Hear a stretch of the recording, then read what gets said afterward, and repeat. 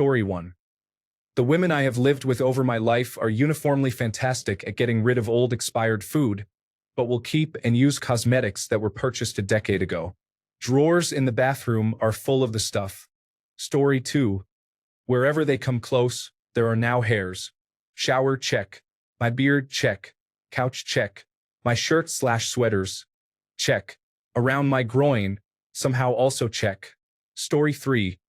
Every hoodie, t-shirt, every pair of basketball shorts, and pair of sweatpants you own will vanish from your drawers. At the same time, she suddenly gets a whole load of new pajamas that look mysteriously like the missing garments. Story 4. A lot of people mention finding hair ties, bobby pins, and cotton swabs everywhere. My wife is a veterinarian with attention deficit hyperactivity disorder, and we often have sick animals around that we're caring for. I can't count the number of times I found 18-gauge needles or insulin syringes in the couch, the laundry, all over the kitchen, in our bed, and so on.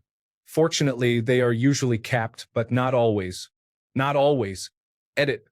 In case anyone is genuinely concerned about this, it got a lot better when I bought her a Sharps container for home use and we talked about it. It's pretty rare these days. A little communication goes a long way. Story 5.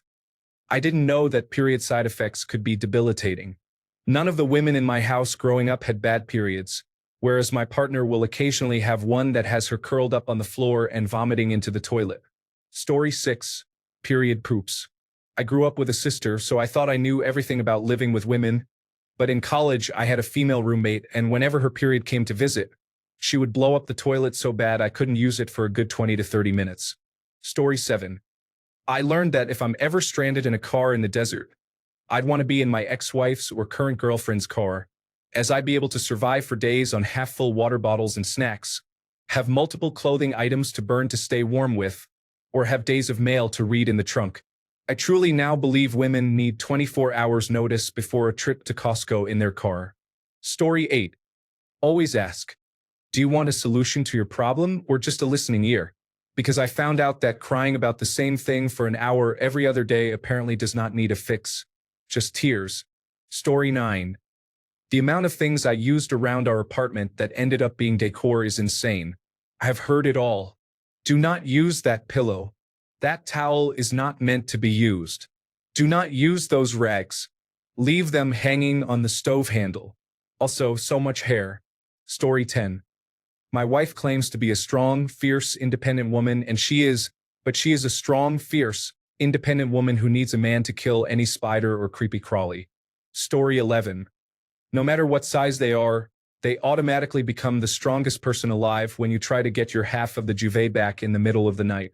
Story 12. My girlfriend's hair products turn the shower into a slippery ice rink. I've lost count of the number of times I've stepped in only to nearly fall like an elderly person on a frosty morning. Story 13. The amount of tissues and toilet paper used. Cold hands and feet. Hair everywhere. Showers clogged with hair. How they are obsessed with uncomfortable shoes. Missing hoodies, t-shirts, and jumpers. All our clothes smell of their perfume. This is really hot, actually. Story 14. Trying to convince me how good something is for a good 45 minutes while I have to try to tell her about what's bad about it. And when I finally agree with her, she hits me with, but what if it's bad? Like, what do you want, woman? Story 15.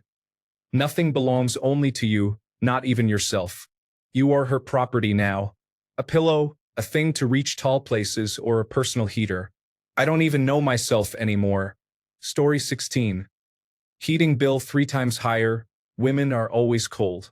I can relax at home at 17 degrees Celsius. Sorry, Americans.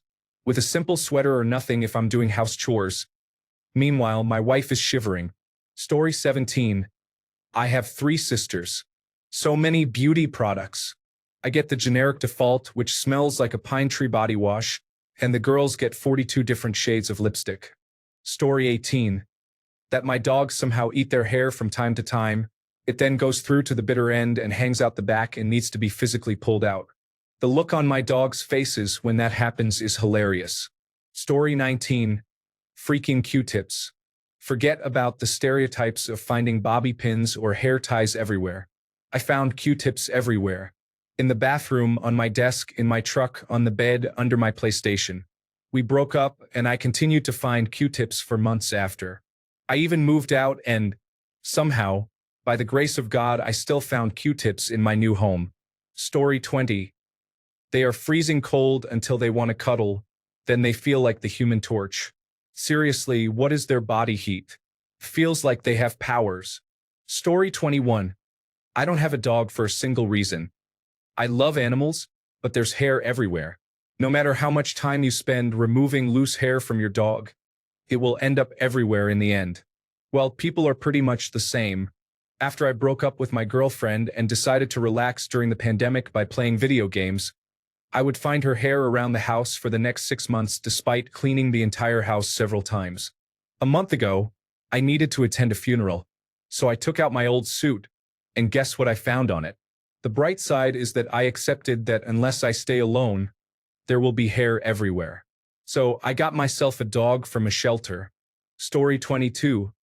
Had 3 women as college roommates at the same time. You know what happens if you leave your beard trimmer in the bathroom? Yes, they trim their pubic hair with it.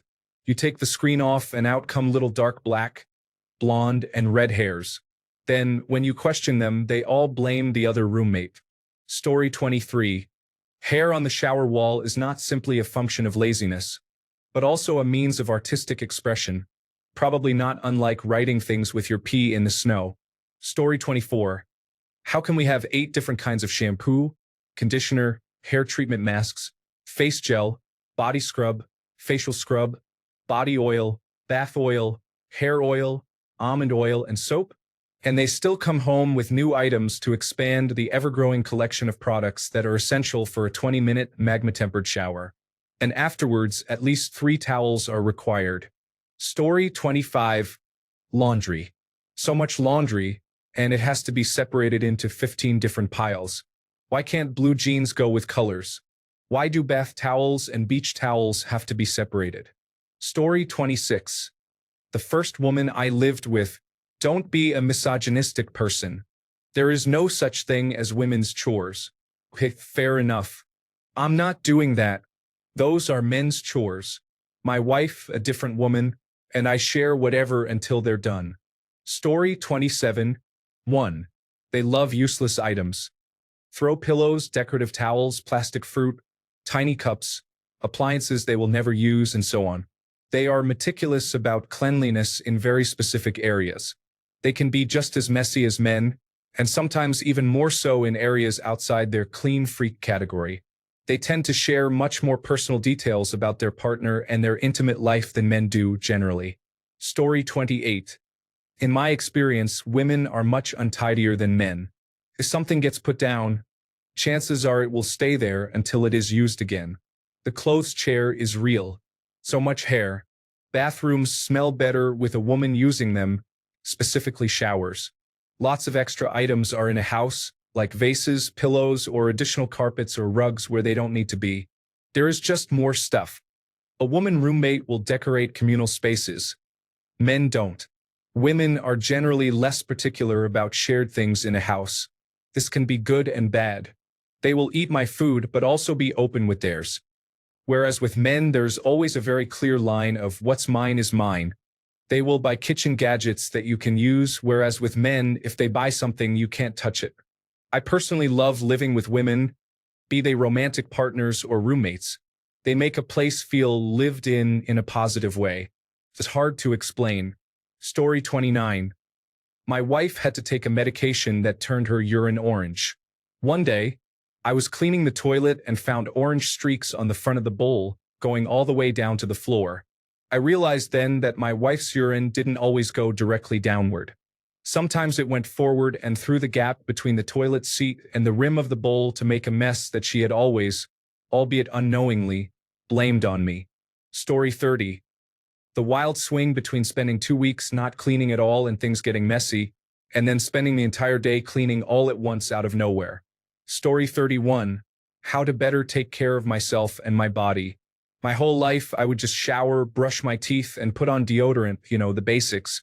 I didn't have acne as bad as others growing up, maybe 1 or 2 pimples a year, so I usually just rinsed my face with water after brushing my teeth. I saw this woman do a whole 2-hour routine every morning, and it just amazed me. She simply said she doesn't feel good if she doesn't do all that stuff. I'm talking shower, moisturize, a whole face routine, clip nails, clean ears, literally every hygienic thing you could think of. She'd do it before doing her makeup. She always smelled so good and felt so soft. It made me want to do those same things myself for her, so that she could see how much I appreciated her doing all those things, even if she would have anyway. We're broken up now, but I still take my daily hygiene routine pretty seriously. I'll never forget her for it. Story 32.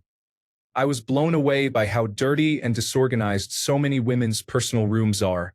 Women can be an impressively unhygienic group of people.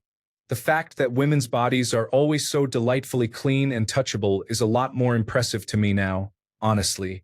Story 33. She is compelled to clean my side of the bathroom sink as if it is too dirty or unorganized. Meanwhile, I look 2 feet to the left, and her side is easily 5 times worse. It is funny because I think she has been told by movies, television, and culture that once she lives with a man, he is the dirty one, the slob, and so on.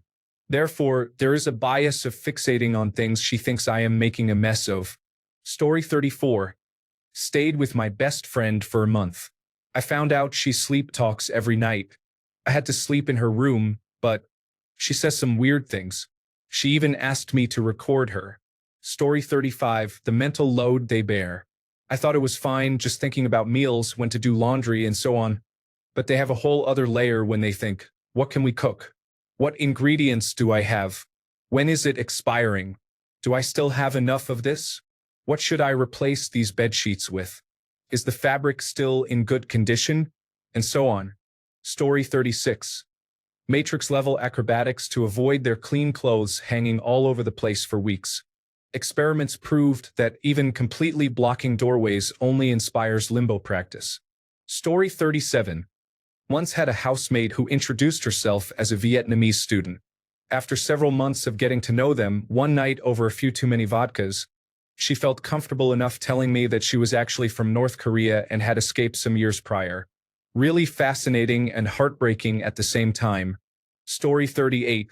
The social stereotype of women being cleaner than men is definitely not true in my case, and not just in the clutter department.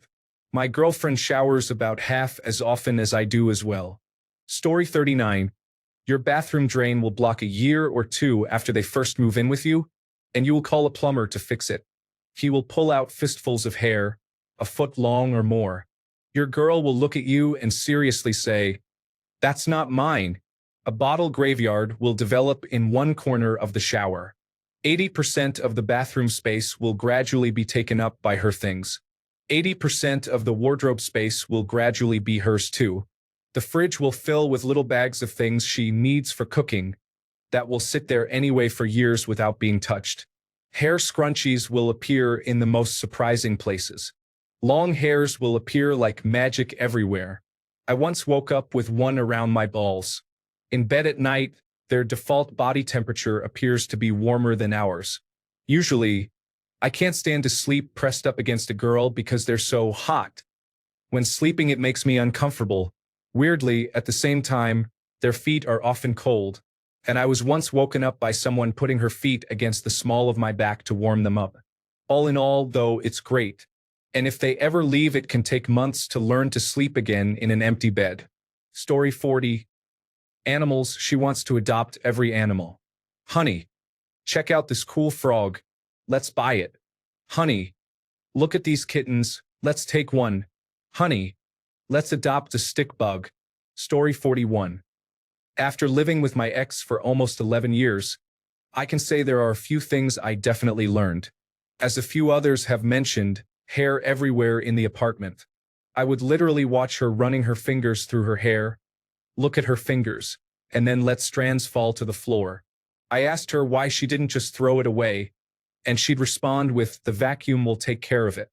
In the meantime, walking around barefoot, hairs would get between my toes, which I hated, would complain about, and get, "Oh well, it's part of living with a girl." Having had enough of the hairs on the floor, I would run the vacuum, which would then end up not working right. I would shut it off, turn it over, and see the brushes wrapped in hairs. I would get a knife and cut them away and end up with a rat's nest in my hand. I started actually sweeping the carpet before I would vacuum, just to make sure I could get up the hairs so it wouldn't damage the vacuum. Another thing, girls will leave their bras laying around everywhere, unless they know someone's coming over. She used to take her bra off and leave it laying on the couch or a chair for a few days, sometimes sharing space with more than one, which would frustrate me, of course. I'd point out that she just went to the bedroom to change, yet left her bras that are still on the back of the couch. But heaven forbid if I took off my socks and left them out. Story 42. That they have this Spider-Man sense of knowing exactly when you start doing something and wait until this moment to ask you to come and help with something, or ask you to do something.